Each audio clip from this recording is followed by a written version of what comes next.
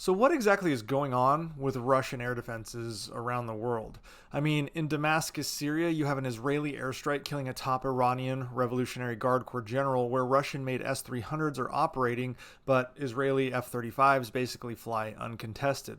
Now, it's worth noting the S 300 was never designed to counter the F 35, nor can it really, so it is a poor system to compare against the F 35 and really any advanced Western fighter or fifth gen fighter. Russian bloggers would argue that the S 400 can detect and destroy the F 35, but that remains to be seen. And since Russia manages the S 400 in Syria, not the Syrian government, we aren't going to be seeing any S 400 versus F 35 battles anytime soon. And this is because both countries have non engagement agreements.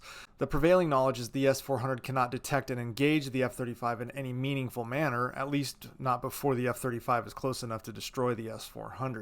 But what about in Russia proper? It seems like we can't go a week without Ukrainian drones hitting some critical infrastructure in Russia. Whether it's oil refineries or weapons manufacturers, Russia seems largely incapable of defending itself. I mean, last night, the Ukrainian armed forces launched their deepest attack into Russia so far during the war, striking an oil refinery and a drone factory.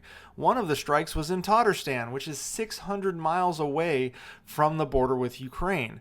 And Ukraine used a whole-ass airplane to conduct the strike. Here's the video.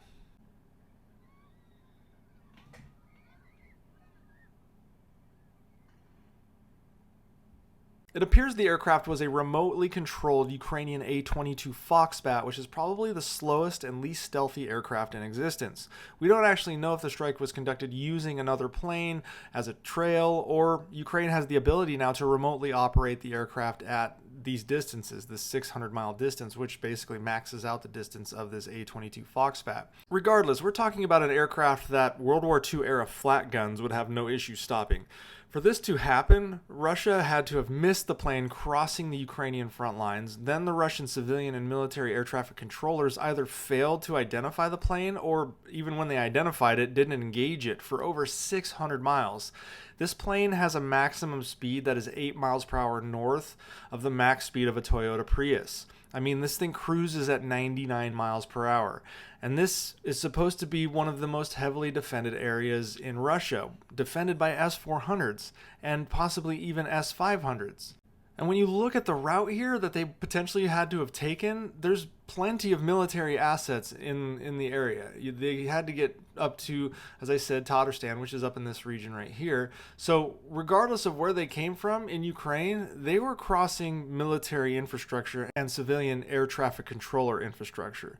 So for 6 hours, this plane flew unhindered over Russian airspace and within proximity of Russian military assets, which tells me Ukraine knows Russia's air defense coverage weaknesses, or at least someone is telling them what they are. Regardless, this is a huge failure for Russian air defenses, and this could be problematic for the future of Russian air traffic and air defenses, as they will be on higher alert, and we may see accidental shootdowns of Russian civilian aircraft over Russia because they just aren't trigger happy at potentially preventing something like this from happening again. They have done it to their own military aircraft over Ukraine, so why wouldn't they do it over Russia? Either way, you can add this new development to the growing pile of problems Russia has to deal with because of the war they started in Ukraine.